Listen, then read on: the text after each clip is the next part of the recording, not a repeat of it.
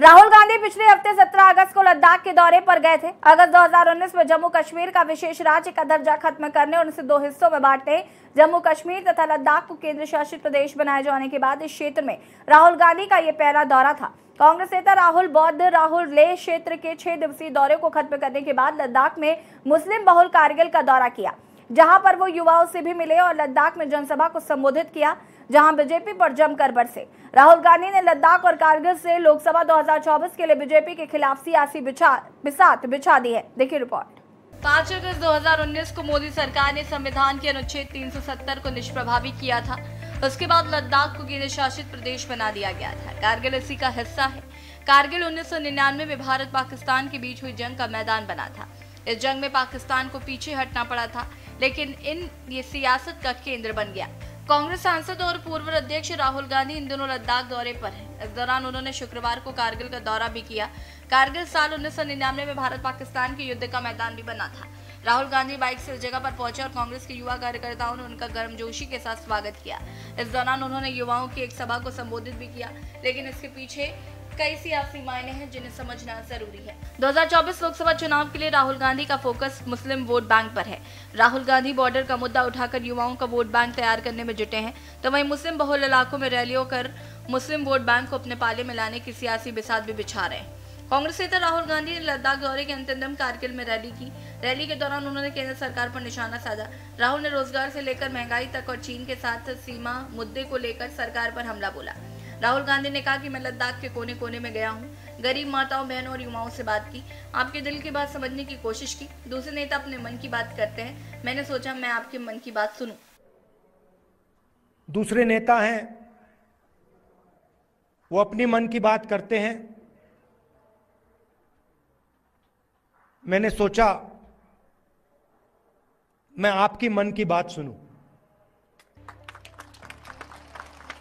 राहुल गांधी ने बीजेपी पर हमला बोलने के साथ ही स्थानीय मुद्दों को लेकर भी अपनी बात कही। राहुल गांधी ने कहा कि लद्दाख के हर क्षेत्र में स्थानीय और केंद्रीय समस्याएं हैं। मैं खुद इन समस्याओं को देखा है। मैं अगले संसद सत्र में आपके जरूरी मुद्दों को सदन में जरूर उठाऊंगा। लद्दाख के हर रीजन में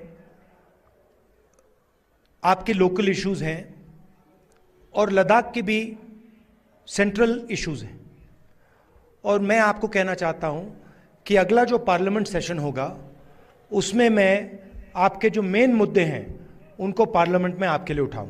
राहुल गांधी ने अपने संबोधन में एक बार अडानी के बहाने सरकार को घेरा। राहुल गांधी ने कहा, लद्दाख में बहुत सारे नेचुरल रिसोर्सेज हैं। मोदी सरकार जानती है कि अगर आपको प्रतिनिधित्व दिया जाए तो वो आपसे आपकी जमीन नहीं ले पाएंगे। बीजेपी के लोग आपसे आपकी जमीन लेना चाहते हैं। अडानी जी के बड़े बड़े प्रोजेक्ट्स लगाना चाहते हैं, लेकिन उन प्रोजेक्ट्स का फायदा आपको नहीं देना चाहते। हम ऐसा कभी नहीं होने देंगे। यहां पे सब लोग जानते हैं कि बहुत सारे नेचुरल रिसोर्सेज हैं। बीजेपी के लोग ये जानते हैं, समझते हैं कि अगर आपको रिप्रेजेंटेशन दिया जाए तो फिर वो आपसे आपकी जमीन नहीं छीन पाएगी।